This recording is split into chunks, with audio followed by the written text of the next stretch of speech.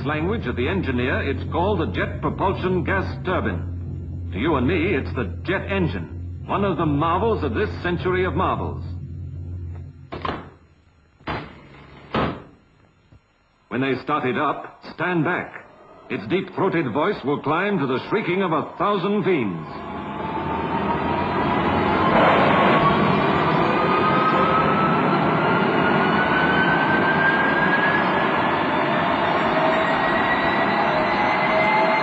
Its flaming breath is white-hot gas, fed by drafts of liquid fuel.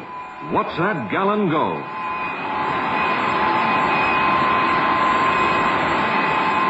And all around, the straining fury of its power sets the very air a-shudder. Here is the inside story. Air and fuel ignited in combustion chambers, and the resulting gas ejected through a jet pipe at the rear. Now, in the path of the rushing gas, insert a bladed wheel, a turbine. Link the turbine to a powerful fan, so placed as to ram the air into the combustion chambers under pressure. Let the gas drive the turbine and the fan. Under fierce compression, the temperature rises, and the expanding gas roars from the jet pipe with tremendous force. This is the turbine jet, the power that is driving the fighters of today through the sonic barrier. Now, on the forward end of the shafting system, mount an air screw. Here is another new means of propulsion, the turbine propeller, the engine that is opening fresh vistas of simplicity, efficiency, speed.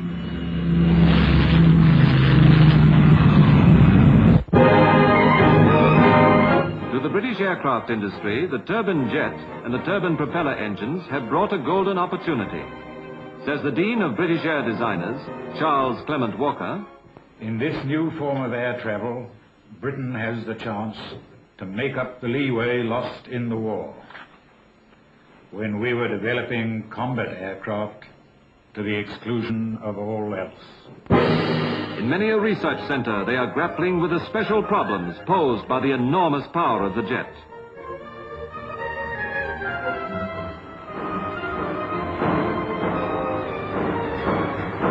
And as Britain's new prototypes take shape, planes which many believe will give her a leading edge in the competition of the sky, a glimpse of the future they are heralding is given by the well-known airline executive, Peter Masefield. At a speed of 2,000 miles an hour, which is at least in sight, the journey from London to New York could be completed non-stop in about 2 hours. Because New York time is 5 hours back on London time, passengers could leave London after lunch, say at 2 o'clock in the afternoon, and arrive in New York for an 11 o'clock coach the same morning. So as far as the clock goes, they would arrive 3 hours before they started.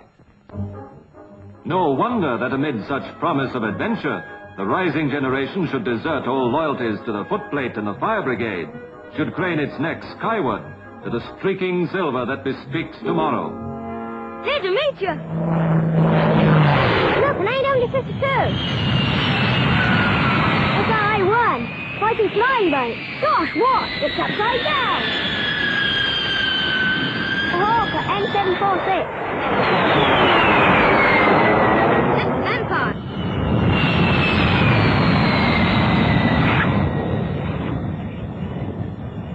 No wonder, too, that the airy whistle of the jet should have brought a mysterious jargon all its own to the language of the engineer.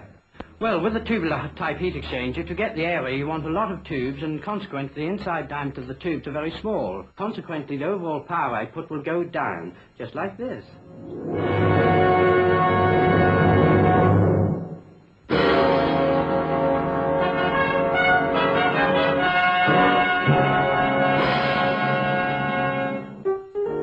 It began in the year 1926. Remember 1926, when the symbol of Great Britain was a famous bowler hat, when America stood silent at Valentino's grave,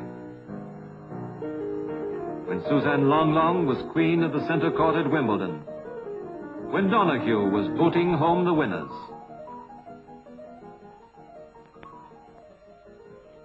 In that year, at the Royal Air Force College at Cranwell, there was a young cadet who had been interested in aircraft since the tender age of 3. His name, Frank Whittle. Now in his 19th year, Cadet Whittle wrote a thesis. His idea was not new. 2,000 years ago, Hero of Alexandria had thought of it. Later, in the pages of history, Newton had given it his passing attention.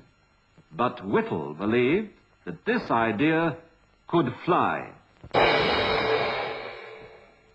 It was fortunate indeed that Whittle's notions should gain the sympathetic ear of his instructor, Flight Lieutenant Patrick Johnson. Doubly fortunate that Johnson happened to be well acquainted with the world of patents. That's right. Well, come and tell me about it. Have you got time now? Yes, Oh, certainly. Well, look. This represents a centrifugal type compressor, like an enlarged supercharger.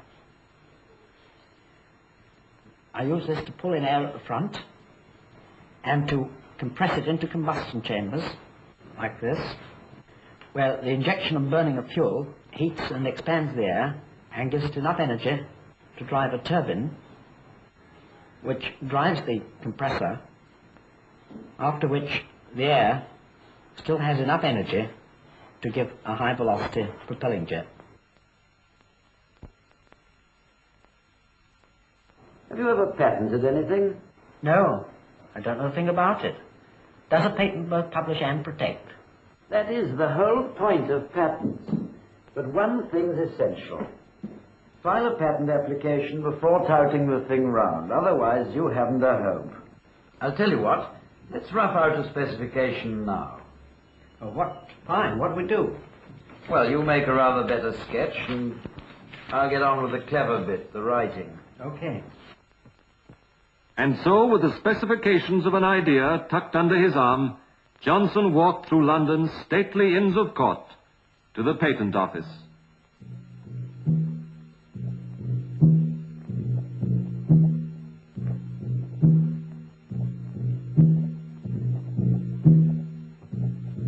On his way, he glanced into the library, that famous library where the walls are lined with dreams, illustrious, unknown, crazy.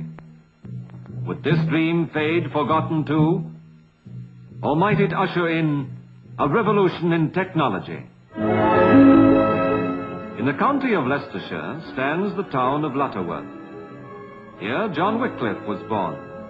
From here Thomas Cook organized his first tour. And here too, in a disused foundry, a little company set out to bring the idea of the jet to roaring life. Here, Whittle and his associates started up the age of the gas turbine, and in so doing, embarked on the inventor's long road of discouragement and danger.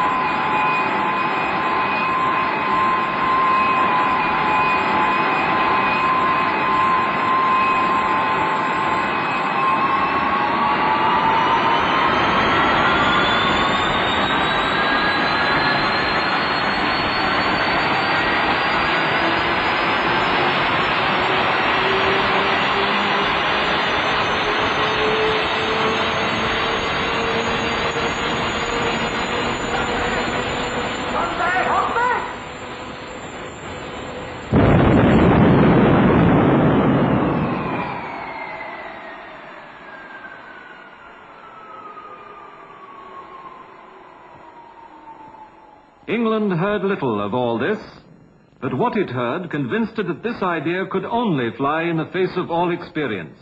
Have you heard the latest crazy idea about aero engines? Some Air Force chap, Whittle I think his name is, or something like that. Yes, something about using gas, 500 or 600 degrees temperature. Nothing could take a temperature like that. Why, the whole thing would explode in his face. But across the fields of Leicestershire, where Squire Osbaldeston once ran his 30 miles a day, and Nimrod talked horses all night as the pot went round, a new music began to mingle with the sound of hoof and horn, the whining cry of a gas turbine running sweet and true.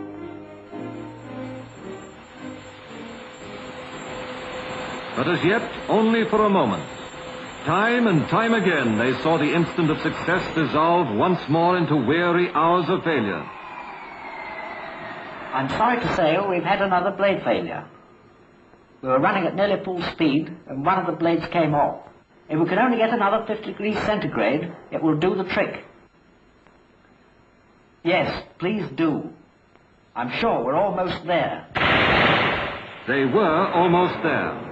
And in the final months of World War II, the idea was not only aloft, but on active service.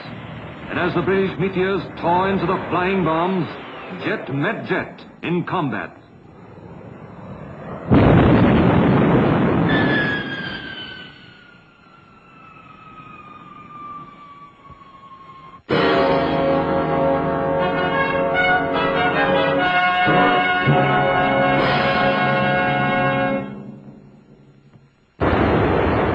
In a few short years, the gas turbine has burnt its fiery mark into the calculations of engineers and economists alike.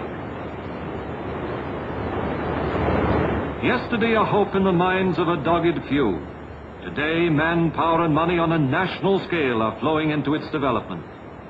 For in this latest wonder of applied science, Britain sees a source of her future wealth and welfare.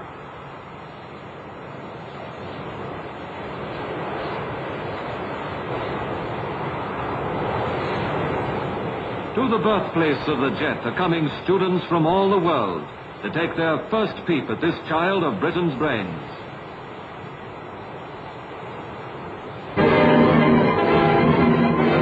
But most vital to a people whose memorials of the poignant past daily remind them of the stark needs of the present is the fact that this invention places in their hands an export attractive to nearly every progressive country overseas. In the factories whose devoted labor sustained the fighter pilots through the days of peril, skills famous the world over are now working to capacity on foreign orders for a new prime mover, at once cheap, efficient, simple.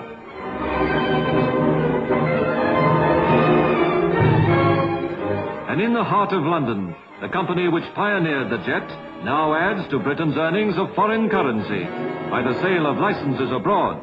Prepared to grant your company a license under these patents and an option under the other 300 or so which apply to gas turbines in general on the terms I gave you yesterday. Meanwhile, screaming from the rooftops to the stratosphere, the jet is opening realms of height and speed hitherto unknown to British test pilots like John Cunningham and John Derry. The greatest height we've been to so far has been 59,446 feet. That is nearly 12 miles high and about double the height of Everest. We have exceeded the speed of sound in the DH-108, in which we've done most of the work. And contrary to opinion, this has no physical effect on the human body. History, they say, is but a series of exploded ideas. Each day, each hour, the jet propulsion gas turbine is making history before our eyes, piling record upon record-breaking record, shattering the accepted ideas and limits of the piston engine age.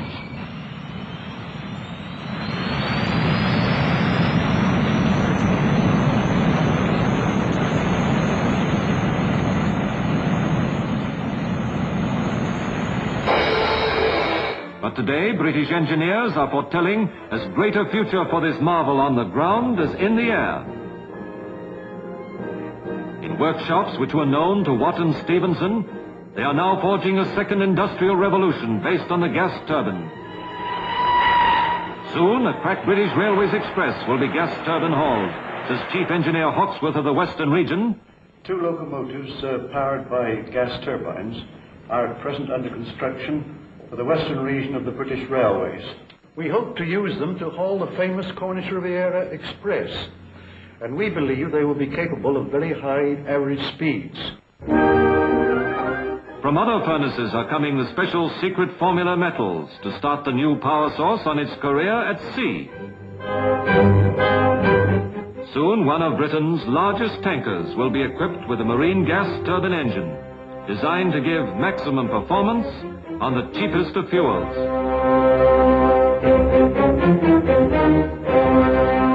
I've just had a communication from the company, in which they say that our gas turbine is nearly ready. We're all ready to accommodate it and test it out under sea-going conditions.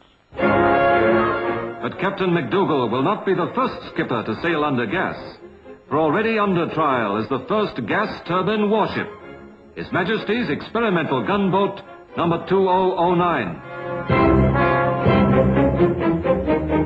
By land and sea and air, the story is the same. From Britain's laboratories and factories and airfields, the whistle of the jet is spreading all around the globe, a contribution of dimensions yet unfathomed to mankind's mastery of space and speed and power.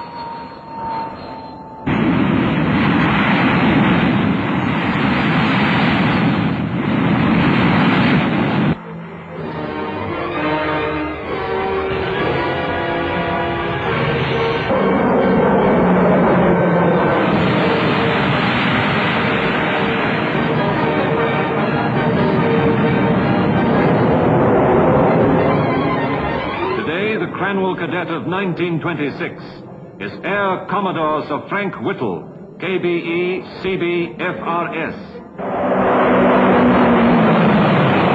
Today, the little company in the disused foundry has given birth to another mighty field of industrial endeavor. And now, behind the lonely pioneers of an idea, there stands the science of two continents.